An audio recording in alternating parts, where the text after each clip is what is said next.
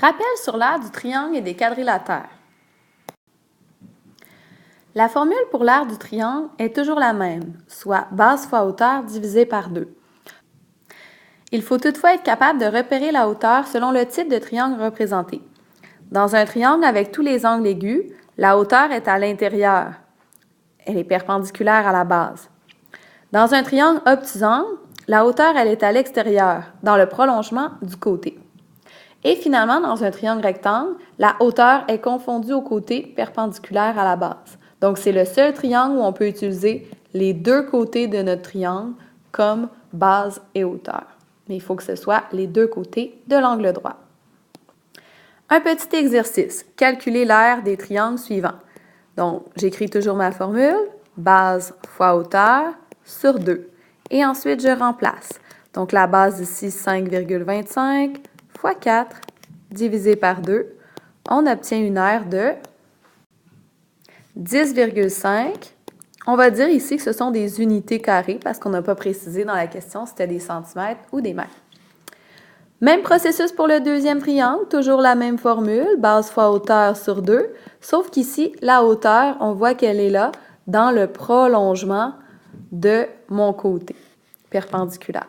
Donc, la base est de 6, la hauteur 3,1 sur 2, ce qui nous donne une aire de 9,3 unités carrées. Dernier exemple, toujours la même formule, R est égal à base fois hauteur sur 2. Donc, l'aire sera égal à 8 fois 4,5 sur 2, ce qui nous donne une aire de 18 unités carrées. Voyons maintenant les formules pour les quadrilatères. Pour le rectangle, l'aire est égal à la base fois la hauteur. Le carré, c'est la même chose, mais on a les deux côtés qui sont identiques, donc on dit côté au carré. Pour le losange, grande diagonale fois petite diagonale sur 2. Pour le trapèze, on additionne les grandes et petites bases fois la hauteur sur 2. Et le parallélogramme est identique au rectangle base fois hauteur. Voici quelques exercices. Donc, le premier quadrilatère est un losange. Donc, j'écris ma formule. Grande diagonale fois petite diagonale sur 2. Donc, ici, j'ai 4,97 fois 2,36 sur 2.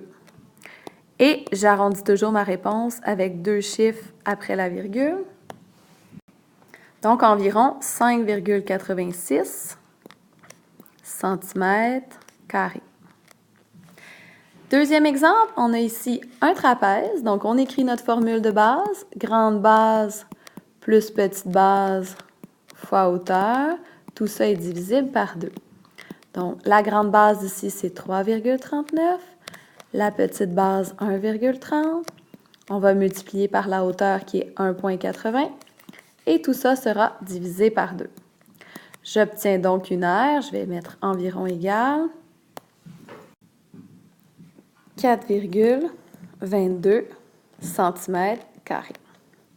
Pour le dernier exemple, je vais faire la démarche en haut car je manque un petit peu de place. Donc, c'est un parallélogramme. Donc, la formule, c'est l'aire qui est égale à base fois hauteur. Donc, ici, j'aurai 2,35 fois 1,80. Et j'ai donc une aire de 4,23 cm². Voilà!